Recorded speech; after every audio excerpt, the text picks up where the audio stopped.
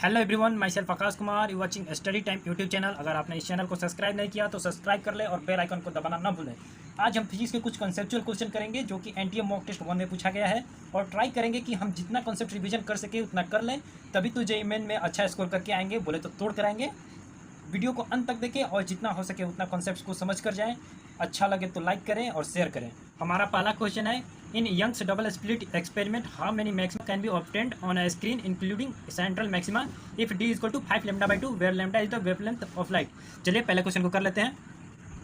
Double slit experiment कुछ ऐसा होता है, ऐसा ही होता है ना, जिसमें ये क्या होता है डी और ये क्या होता है डेल्टा एक्स, जो कि डी साइन थीटा, यहाँ पर थीटा है ये तो डी साइन थीटा।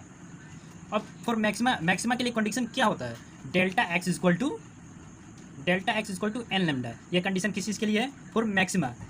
और यहाँ से क्या लिख लेंगे, डेल्टा एक्स इक्वल टू क्या होगा, डी साइन थीटा, ये होता है for maxima. Delta x equal to n lambda, यहाँ से d sine theta equal to n lambda, यहाँ से ये वाला delta x equal to d sine theta ये होता है। अब यहाँ से साइन थीटा लिख लेंगे, sine theta equal to n lambda by d, और डी का वैल्यू कितना दिया हुआ है, एन लेमडा, डी का वैल्यू है 5 लेमडा, और 2 नीचे है तो यहाँ पर कहाँ चला जाएगा, ऊपर में, यहाँ पर ऊपर में यहाँ पर लिख लेते हैं। लेमडा से लेमडा चला गया, यहाँ पर क्या बचा है 2n/5। अब साइन थीटा का रेंज कितना से कितना तक होता है, -1 से 1 के बीच में, और साइन थीटा का वैल्यू कितना लिए है, कितना आया है यहाँ पर, इसको पुट कर देंगे तो 2n/5 1 -1 से 1। अब यहाँ पर क्या होगा, n इक्वल टू -5/2 से 5/2, और यहाँ पर n क्या होगा, n यहाँ पर हमारा इंटीजर में होगा। तो n यहाँ पर कितना इंटीजर पॉसिबल है, यहाँ पर हमारा n element equal to n element of -5/2, मतलब कितना, 2 से तो बड़ा ही होगा, तो यहाँ पर 2 आ जाएगा, 3 तो नहीं होगा, 3 इससे ज़्यादा हो जा रहा है, लेकिन हम मेरा कहाँ से कहाँ तक -5/2 के अंदर में हो रहा है, तो यहाँ पर 2 हो जाएगा, -2 -1 0 1 और 2, मतलब कितनी वैल्यू, n की कितनी वैल्यू आई 5, तो हमारा करेक्ट आंसर कौन सा हो जाएगा, ए नंबर। अब चलते हैं नेक्स्ट क्वेश्चन पे, क्वेश्चन नंबर 4 क्यों, क्योंकि क्वेश्चन नंबर 2 और 3 जो है सिर्फ हमको एक में सिर्फ हमें फार्मूला लगाना है, इसके बाद उसका आंसर आ जाएगा, और तीसरे में हमें सिर्फ दिया हुआ है कि 75% रेडियो एक्टिव एलिमेंट्स, मतलब कि एक रेडियो एक्टिव एलिमेंट है जो कि 75% खत्म हो जा रहा है। 75% कब खत्म होगा, जब उसका 3 मतलब कि 2 हाफ लाइफ टाइम में वो 75% खत्म हो जाएगा, एक हाफ लाइफ टाइम में 50% और दूसरे हाफ में 25%, तो वो उससे बन जाएगा, जो कि बहुत आसान है। इस वजह से हम किस पर चल रहे हैं, डायरेक्टली 4 नंबर क्वेश्चन पे। क्वेश्चन नंबर 4 हमारा क्या कह रहा है, if AP is an isothermal, BC is an isochoric and AC is an adiabatic, which of the graph correctly represents given in the figure. आपको 4 ग्राफ दिया हुआ है और बोल रहा है कि AB जो है आइसोथर्मल है, BC हमारा आइसोक्लोरिक है और AC क्या है, एडियाबेटिक है। तो आइसोथर्मल क्या होता है, आइसोथर्मल में हमारा टेम्परेचर कांस्टेंट होता है। एडियाबेटिक में क्या होता है, एडियाबेटिक में ना ही वहाँ से एनर्जी रिलीज होता है, ना ही उसमें एनर्जी गेन होता है। और आइसोबैरिक प्रोसेस में क्या होता है, हमारा प्रेशर जो है वो कांस्टेंट होता है। पहले हम BC चेक करते हैं, BC क्या है, आइसोक्लोरिक है। आइसोक्लोरिक क्या होता है, उसमें वैल्यूम कांस्टेंट होता है। तो हमारी कितना भी प्रेशर बढ़ाएंगे हमारा वैल्यूम कांस्टेंट है, तो यहाँ पर क्या होगा, स्ट्रेट लाइन होना चाहिए, मतलब कि यहाँ पर जो होना चाहिए स्ट्रेट लाइन होना चाहिए। 3rd और 4th नंबर ऑप्शन देखेंगे तो उसमें क्या जो वैल्यूम है वो कांस्टेंट नहीं है, इसका मतलब कि वो ऐसा ही मतलब कि कैंसिल आउट हो गया, मतलब कैंसिल हो गया, ये दोनों ऑप्शन तो होगा नहीं। अब चेक करना है A और B में, तो A और B में मतलब कि कंपेरिजन कर लेते हैं किस चीज़ में, एडियाबेटिक प्रोसेस में और आइसोथर्मल प्रोसेस में। एडियाबेटिक और आइसोथर्मल दोनों में क्या होता है, PV इक्वल टू कांस्टेंट, मतलब कि दोनों का जो ग्राफ बनेगा वो क्या बनेगा, रेक्टेंगुलर हाइपरबोला। दोनों का जो ग्राफ होगा रेक्टेंगुलर हाइपरबोला होगा। अब ये देखना है कि किसका स्लोप ज़्यादा होता है किससे। तो क्या होता है, आइसोथर्मल के लिए क्या होता है, dP/dV, मतलब कि pressure with respect to differentiation of pressure with respect to volume equal to उसका स्लोप कितना जाता है, -P/V। और यहाँ पर जो एडियाबेटिक का जो स्लोप होता है वो कितना आता है, -γ/P/V। मतलब कि दोनों आइसोथर्मल और एडियाबेटिक में क्या होता है, slope of adiabatic curve equal to lambda into slope of isothermal curve, मतलब कि स्लोप ऑफ एडियाबेटिक जो कर्व होता है वो लैम्डा टाइम होता है स्लोप ऑफ आइसोथर्मल कर्व के। लेकिन इसकी कोई ज़रूरत नहीं थी, क्योंकि ऑप्शन देखकर हमें सीधा सा समझ में आ जा रहा है कि बी ऑप्शन ही करेक्ट होगा। क्यों, क्योंकि जो AB दिया हुआ है वो क्या, वो मतलब कि वो हाइपरबोला होना चाहिए, जो कि वो हाइपरबोला नहीं है, वो स्ट्रेट लाइन है। सो इस वजह से इसका मतलब इस कॉन्सेप्ट को कोई ज़रूरत नहीं था, वो इतना ही में समझ में आ जाता है, मतलब इतना से ही सिर्फ समझ में आ जाता है। PV इक्वल टू कांस्टेंट, जो कि क्या होता है, एक हाइपरबोला, मतलब कि एक हाइपरबोला कर्व बनाता है, लेकिन उसमें हाइपरबोला कर्व नहीं बनाया हुआ, तो बी इज करेक्ट आंसर। लेकिन यहाँ पर हम कॉन्सेप्ट समझने की कोशिश कर रहे हैं, क्वेश्चन बनाने की कोशिश नहीं कर रहे हैं, इस वजह से मैंने ये कॉन्सेप्ट को लिया। यहाँ पर गामा जो है ग्रेटर देन 1 होता है, चाहे वो मोनो एटमिक हो या फिर डाई एटमिक हो या फिर ट्राई एटमिक हो। तो so slope of adiabatic always भी greater than slope of isothermal. अब चलते हैं नेक्स्ट क्वेश्चन पे। हमारा नेक्स्ट क्वेश्चन है question number 6। The shortest wavelength of Brackett series of a hydrogen like atoms atomic number is equal to Z is the same as the shortest wavelength of the Balmer series of the hydrogen the value of Z is. यहाँ पर हम ब्लैमर formula use कर लेंगे। यहाँ पर ई is equal to, एक और formula E is equal to, ये जो फार्मूला देख रहे हैं ये कब यूज़ करते हैं, जब कोई हाइड्रोजन जैसा एटम होता है, हाइड्रोजन लाइक एटम। यहाँ पर किस चीज़ में रिलेशन ला सकते हैं, एनर्जी में, फ्रीक्वेंसी में, या फिर वेवलेंथ में, इससे हम रिलेशन ला सकते हैं। यहाँ पर क्या बोल रहा है ब्लैमर फार्मूला, ये कब मिनिमम कब होगा, वेवलेंथ मिनिमम कब होगा, जब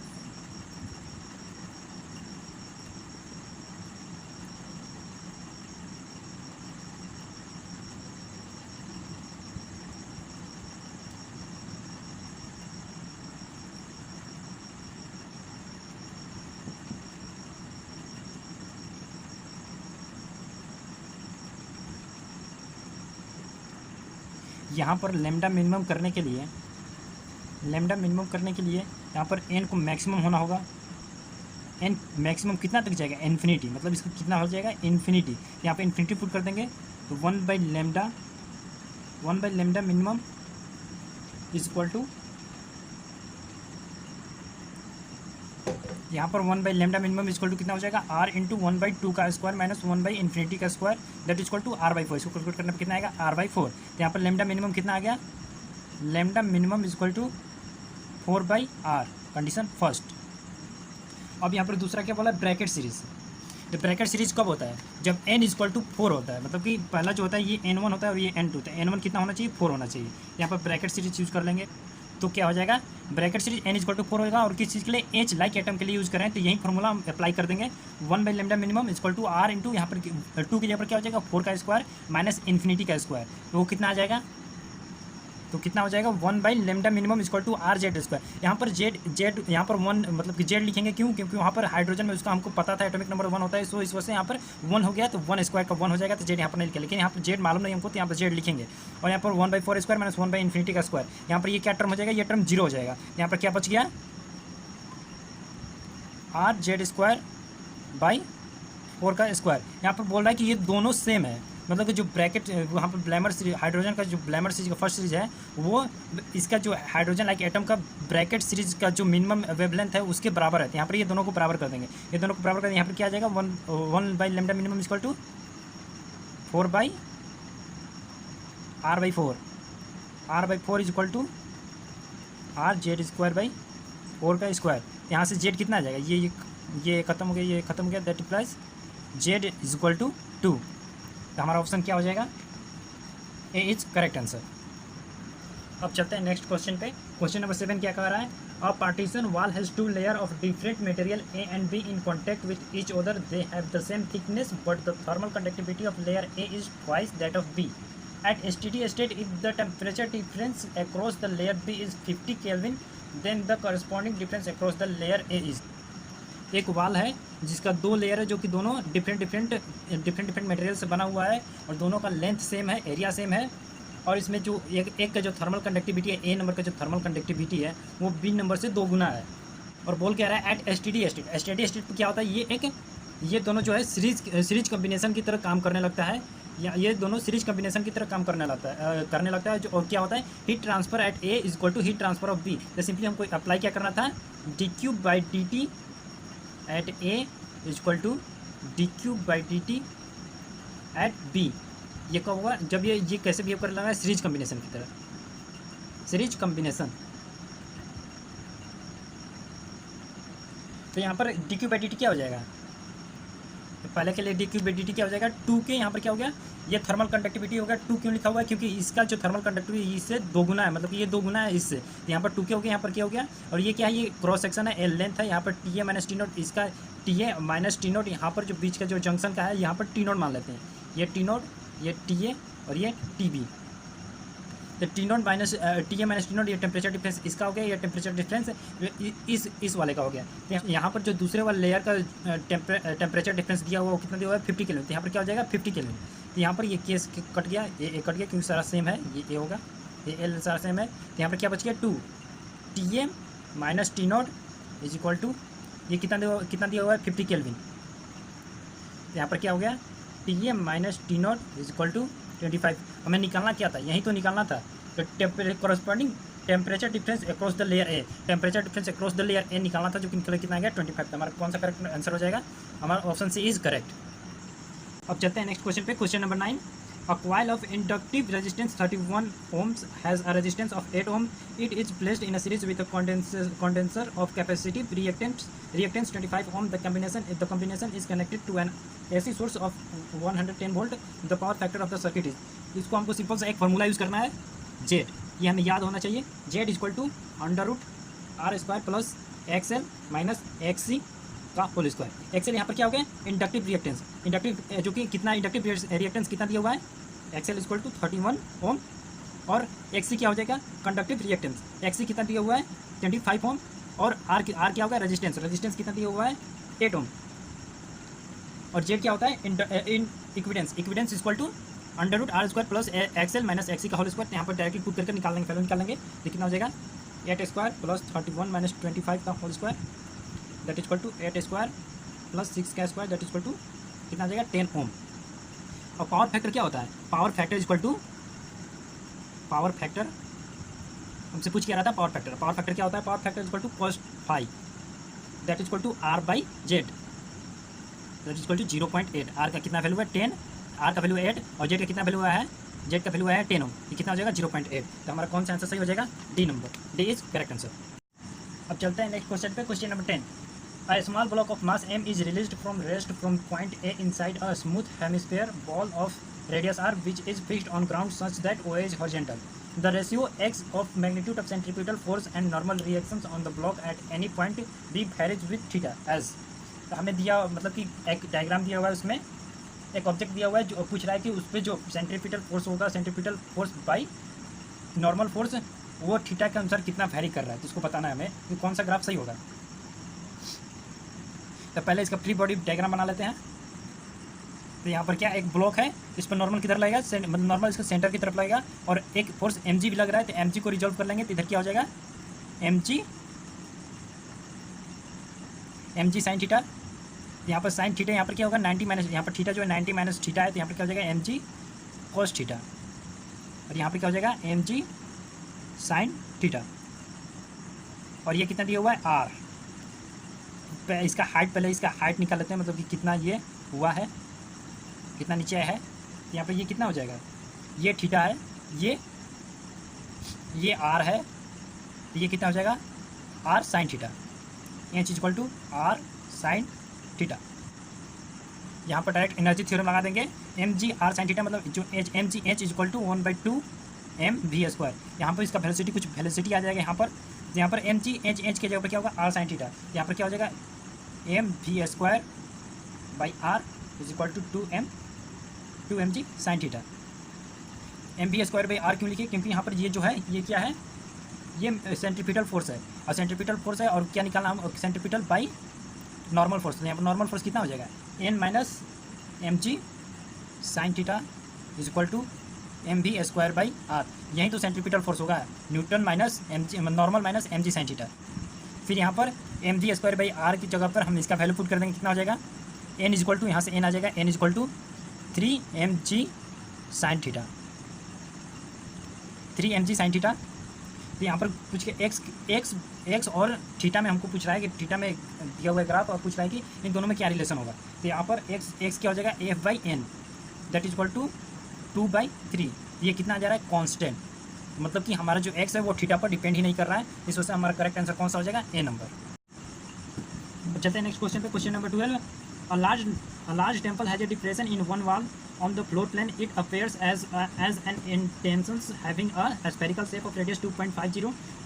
Worshippers stand on the center line of the depression 2 meters out from its deepest point and whispers a prayer. Where is the sound concentrated after reflection from the back wall of the depression? यहाँ पर black नहीं होगा, back होगा of the depression. यहाँ पर एक temple था, जिसका एक मैप, एक वॉल पर उसका मैप बनाया गया है, मतलब पहले उसका स्ट्रक्चर डिजाइन किया जाता है, इसके बाद कोई चीज़ बनाया जाता है, तो उसी तरह उसका एक मैप डिज़ाइन किया गया एक वॉल पे, मतलब एक दीवार पर। वहाँ पर और उसको टॉप से देखा जा रहा था, टॉप से देखा जा रहा था, वो कैसा दिख रहा है, एक स्फेरिकल शेप की तरह। और उस वर्कशिप में मतलब कि उस टेम्पल में एक आदमी है जो कि सबसे डीपेस्ट पॉइंट, मतलब कि यहाँ पर एक मंदिर होता है, यहाँ पर एक गेट होता है, जो सबसे डीपेस्ट पॉइंट मंदिर का कौन सा होता है, जहाँ पर भगवान रखे जाते थे, कहाँ पर रखे जाते हैं, यहाँ पर सबसे अंदर में। ये क्या कर रहा है, इसी को ये डीपेस्ट पॉइंट कर रहा है। यहाँ से इसका यहाँ से एक रेड मतलब कि डायमीटर वाला लाइन पर 2 मीटर पर एक वर्शिपर खड़ा हुआ है, एक वर्शिपर खड़ा हुआ है। इसका रेडियस कितना है 2.5, इस सर्किल का रेडियस कितना है 2.5। और हमसे पूछ क्या रहा है, तो एक साउंड जो है यहाँ से एक साउंड यहाँ पर जा रहा है, फिर इसके बाद रिफ्लेक्ट होकर बैक वॉल की तरफ जा रहा है, बैक वॉल की तरफ जा रहा है। ये प्रॉब्लम साउंड का नहीं है, ये प्रॉब्लम रे ऑप्टिक्स का है। यहाँ पर ये जो सर्कुलर यहाँ पर स्पेरिकल जो सरफेस है, ये किसी चीज़ का काम कर रहा है, स्पेरिकल मिरर का काम कर रहा है। और यहाँ पर एक साउंड जो है वो रिफ्लेक्ट कर रहा है। यहाँ से एक और साउंड ले लेते हैं जो कि कहाँ पर इसको कहीं पर पीछे में टच करेगा, तो ये क्या होगा, एक पॉइंट मतलब कि एक मान लेते हैं एक ऑब्जेक्ट का यहाँ पर इमेज बन रहा है, एक तरह से एक ऑब्जेक्ट का इमेज बन रहा है। तो यहाँ पर इसको साउंड के रूप में मतलब कि एक साउंड दे दिया हुआ है, ना कि यहाँ पर ऑब्जेक्ट दिया हुआ है। तो ये एक रे ऑप्टिक्स का प्रॉब्लम है। तो यहाँ पर डायरेक्ट हम क्या करेंगे, ये इसका क्या हो जाएगा सेंटर ऑफ कर्वेचर, और ये इसका क्या होगा पोल होगा, ये प्रिंसिपल लाइन हो जाएगा। और यहाँ पर डायरेक्ट ये फॉर्मूला पुट करेंगे 1/v + 1/u = 1/f। और साइन का ख्याल रखेंगे, इसके इधर जाने पे ये क्या होता है पॉजिटिव होता है, और इधर आने पे ये क्या होगा निगेटिव होगा। तो निगेटिव होगा, ये पॉजिटिव होगा। तो यहाँ पर भी क्या हो जाएगा, भी तो हमें निकालना है, यही तो निकालना है। आफ्टर रिफ्लेक्शन कहाँ पर वो साउंड जो है बहुत ज़्यादा कॉन्सेंट्रेटेड हो रहा है, मतलब उसका यहाँ पर एक ऑब्जेक्ट लेंगे तो इसका इमेज एक तरह से सोचेंगे तो एक इमेज कहाँ से बनेगा। तो यहाँ पर v = निकालना है वाट, यहाँ पर यू क्या हो जाएगा, यू हो जाएगा निगेटिव, ऑब्जेक्ट कहाँ पर है यहाँ पर 2 मीटर पर, 1/v प्लस नहीं माइनस हो जाएगा 1/2। और फोकल लेंथ फोकल कहाँ पर हो जाएगा, फोकस यहाँ इसका 2.5 का आधा, मतलब कि 2/2.5। ये 1/v = कितना हो जाएगा -2.5। तो यहाँ पर 1/v = क्या हो जाएगा -20/25 + 1/2 दैट इज इक्वल टू -15/50। तो v = कितना आ गया, v = -50/15 that is equal to 10/-10/3। तो ऑप्शन कौन सा करेक्ट हो जाएगा, ए ऑप्शन इज करेक्ट। अब चलते हैं नेक्स्ट क्वेश्चन पे, question number 15। Water is filled up to a height h in a beaker of radius r as shown in the figure. The density of water is rho, the surface tension of water is T, and the atmospheric pressure is P naught. Consider a vertical section ABCD of the water column throughout a diameter of the beaker. The force on water on one side of the section by water on the other side of these sections has magnitude. यहाँ पर एक beaker लिया हुआ है, एक beaker ले लेते हैं। यहाँ पर एक बीकर लिया हुआ है, यहाँ पर एक बीकर लिया हुआ है जिसका रेडियस कितना है r, तो डायमीटर कितना हुआ 2r। यहाँ पर एक इसमें पानी भरा हुआ है, इसका एक वर्टिकल सेक्शन लिया है, मतलब कि इतना सा जो एक वर्टिकल सेक्शन है इसको लिया हुआ है। ये चीज़ एक पार्ट लिया हुआ पूछ रहा है कि इसको मान लेते हैं लेफ्ट, इसको मान लेते हैं राइट, या फिर इसको राइट या फिर इसको लेफ्ट, किसी को एक मान लेते हैं लेफ्ट राइट। पूछा है कि इसकी वजह से मतलब कि यहाँ पर लेफ्ट जो है एक इस लेफ्ट पोर्शन की वजह से राइट पोर्शन पे कितना फोर्स लगेगा, या फिर राइट की वजह से लेफ्ट पे कितना फोर्स लगेगा। तो हमें ये निकालना है। तो पहले क्या दिया हुआ है, ये दिया हुआ है सरफेस टेंशन, इसकी वजह से सरफेस टेंशन इधर किधर लगेगा, इसकी वजह से राइट की तरफ लगेगा, और प्रेशर किधर लगेगा लेफ्ट की तरफ। इस पोर्शन की वजह से इस पर जो प्रेशर लगेगा FP, ये surface tension FT, surface tension right की तरफ लगेगा, और प्रेशर किधर लग जाएगा लेफ्ट की तरफ। तो FT = डायरेक्ट क्या लिख सकते हैं यहाँ से, FT = surface tension T × length of AB। तो लेंथ ऑफ AB कितना हो जाएगा, कितना है 2r, r नहीं 2r, यहाँ पे कितना हो जाएगा 2RT। FT = कितना हो जाएगा 2RT। ऑप्शन में देखेंगे तो सारे में 2RT है। अब नेक्स्ट कौन सा निकालेंगे, प्रेशर फोर्स। तो प्रेशर फोर्स कैसे निकालेंगे, DFP = यहाँ पर एक क्रॉस सेक्शन ले लेते हैं, इसका लेंथ कितना मान लेंगे, इसको अलग करके बनाते हैं, इसका लेंथ dx, इसका विड्थ dx, और लेंथ दिया हुआ है 2r। यहाँ पर क्या हो जाएगा DFP = यहाँ पर प्रेशर इंटू 2r dx, ये क्या है इसका एरिया। तो DF कितना हो जाएगा, DF को इसको इंटीग्रेट कर देंगे, यहाँ पर प्रेशर कितना हो जाएगा P रो नॉट जो कि एटमॉस्फेरिक प्रेशर प्लस रो GX 2r dx। अब इसको इंटीग्रेट करेंगे तो ऐसे इसको ऐसे करके लिखते हैं। तो ये क्या है a + bx, ये कौन सा फॉर्म हो गया a + bx का। तो इसको इंटीग्रेट करेंगे तो डायरेक्ट क्या लिख सकते हैं, डायरेक्ट लिखते हैं हम यहाँ पर FP = 2r rho naught h plus rho naught P naught 2r rho G H² / 2। तो यहाँ पर टोटल प्रेशर कितना आ जाएगा, मतलब टोटल फोर्स कितना आ जाएगा, इसके वजह से इस पर टोटल फोर्स कितना आ जाएगा, F equal to 2R P0 plus 2R rho GH² minus 2RT। क्यों, क्योंकि ये जो है ये राइट साइड में है और बाकी सब लेफ्ट साइड में है, तो अपोजिट डायरेक्शन वाला जो होता है उसको क्या कहते हैं, माइनस करते हैं। तो कौन सा करेक्ट आंसर हो जाएगा, बी इज करेक्ट ऑप्शन। अब चलते हैं नेक्स्ट क्वेश्चन पे, question number 17। The voltage of clouds is 4 into 10 raised the voltage of cloud is 4 into 10 raised 6 volt with respect to ground. In a lightning strike lasting 100 milliseconds, a charge of 4 coulomb is delivered to the ground. The average power of lightning strike is assume complete discharge. ये इसको ऐसे समझते हैं, ये cloud है, ये ground है, पहले इस पर पॉजिटिव चार्ज आ रहा है और इस पर निगेटिव चार्ज है इनिशियली, नेगेटिवली इंड्यूस चार्ज। यहाँ पर एक लाइट, इसका जो पोटेंशियल डिफरेंस कितना दिया हुआ है, v इक्वल टू 4 into 10⁻⁶।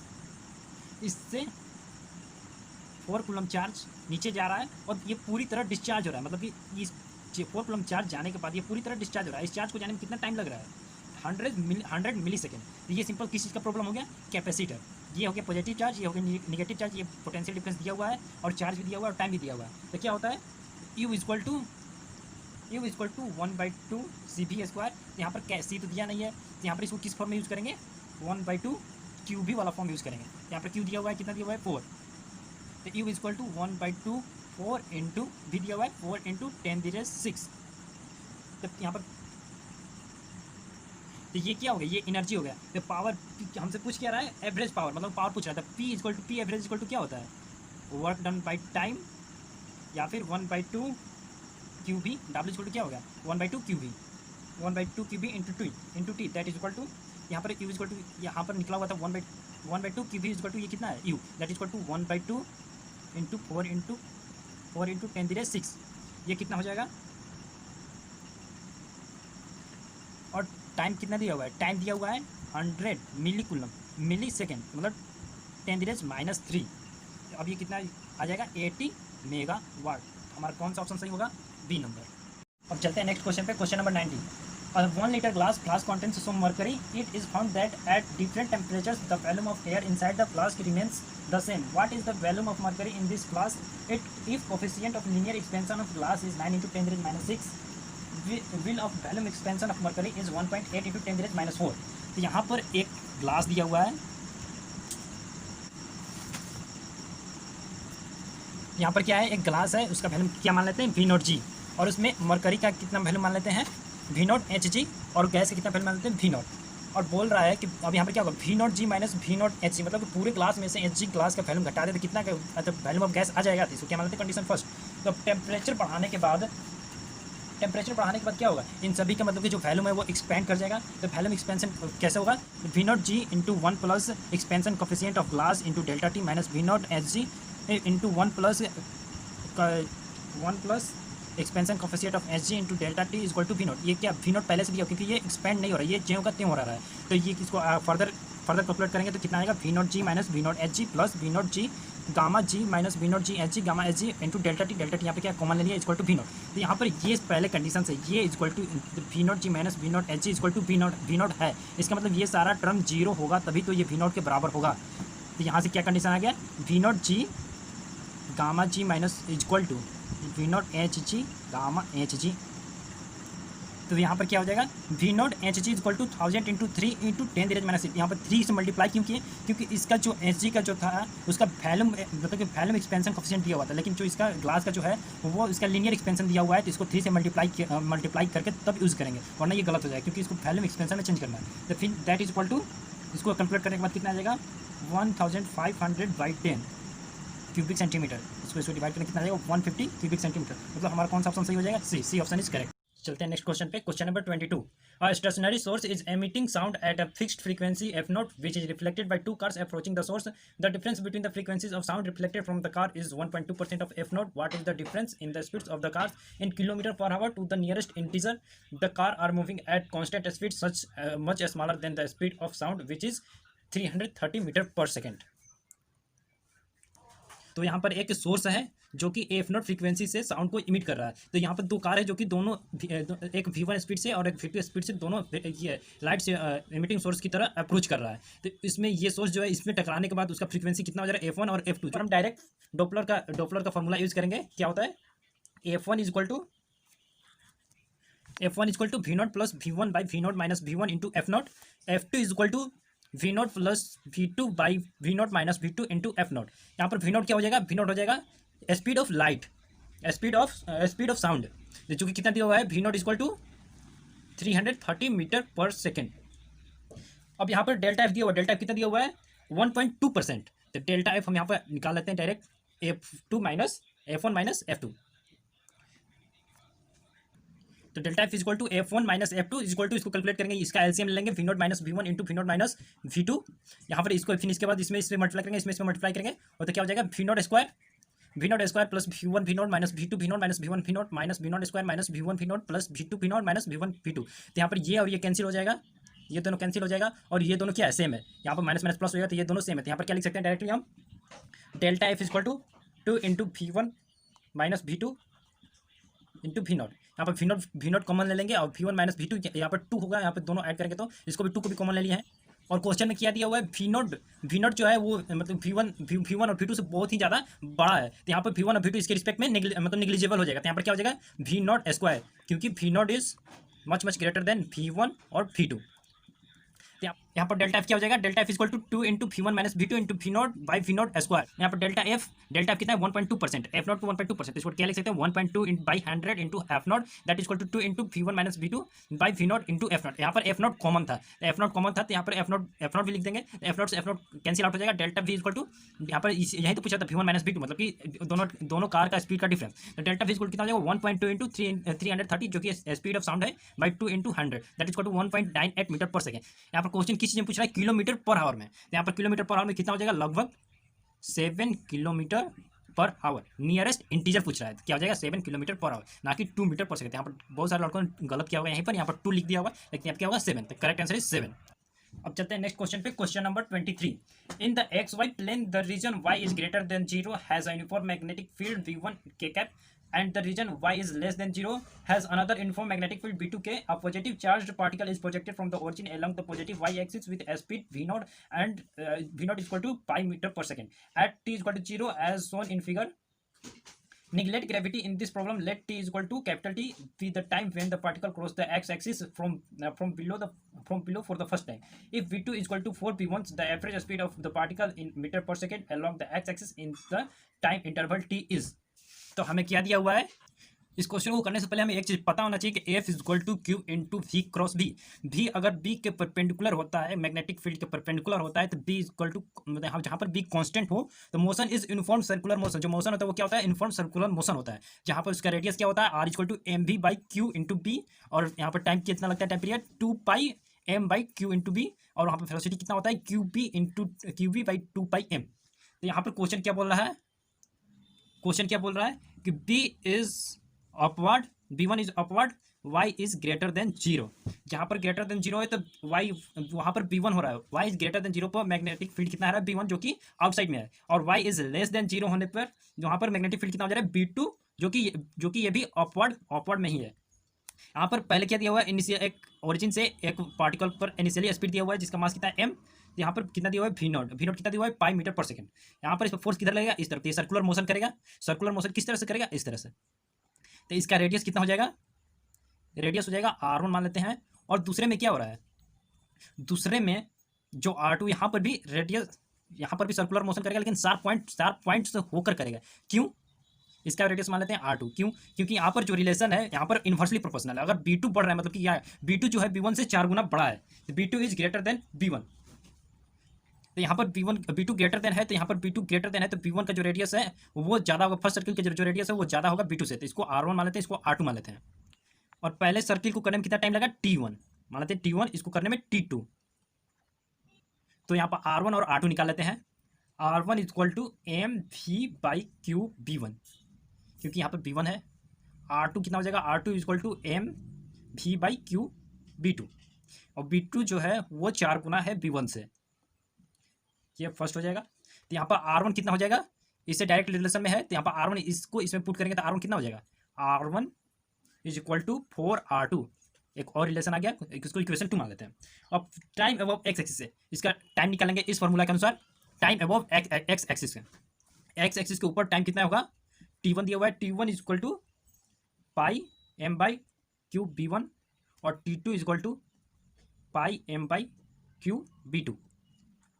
और क्वेश्चन में बताना क्या है, एक्स एक्सिस पर इस यहाँ पर स्पीड कब, जब ये बिलो से एक्स एक्सिस को पार कर रहा है, फर्स्ट टाइम पहले बार जो बिलो से एक्स एक्सिस को पार कर रहा है, तो वहाँ पर इसका स्पीड बताना है। तो ये पहले बार यहीं T1 और T2 के बाद ही पहले बार नीचे से एक्स एक्सिस को पार करेगा, तो वहीं पर हमको निकालना है। T1 और T2 निकाल दिए, और यहाँ पर पूरा डिस्टेंस दिया हुआ है, यहाँ पर स्पीड निकालना है, वेलोसिटी नहीं निकालना। तो पूरा डिस्टेंस लेंगे, तो यहाँ पर पूरा डिस्टेंस कितना हो जाएगा, यहाँ पर एवरेज स्पीड क्या हो जाएगा, average speed along x axis. X axis में यहाँ पर कितना डिस्टेंस कवर किया है, तो यहाँ पर 2R1, यहाँ पर R1 प्लस R1 2R1, और यहाँ पर 2R2, ये यहाँ से इधर भी तो कवर किया है, तो 2R2 मतलब कितना हो जाएगा, 2R1 plus 2R2 by T1 plus T2। पूरा टाइम कितना हो रहा है, T1 प्लस T2। तो यहाँ पर क्या हो जाएगा, 2 इंटू 4R2 प्लस R2, यहाँ पर क्या रिलेशन है, 4R1 इक्वल टू 4R2, इसको इसमें पुट कर दिए, तो 4R2 into R2 plus R2, यहाँ पर T2 का T1 का वही रिलेशन है, तो यहाँ पर 4T1 plus 4T2 plus T2, तो यहाँ पर कितना हो जा रहा है, 2R2 बाई कितना हो जा रहा है, 2R2 बाई T2।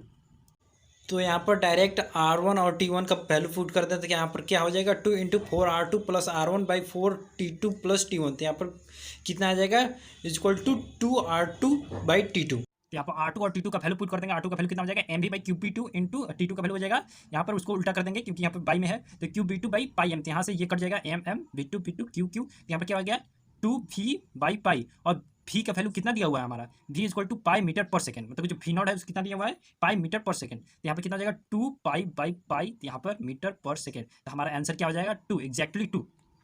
आज का सेशन यहीं पर समाप्त करते हैं, और जो क्वेश्चन छूटा हुआ वो खुद से करिए, वो बहुत ही आसान क्वेश्चन है, कुछ तो फार्मूला से बन जाएगा और कुछ सिर्फ देखते ही मतलब क्वेश्चन को समझते ही बन जाएगा। Stay at home, stay safe.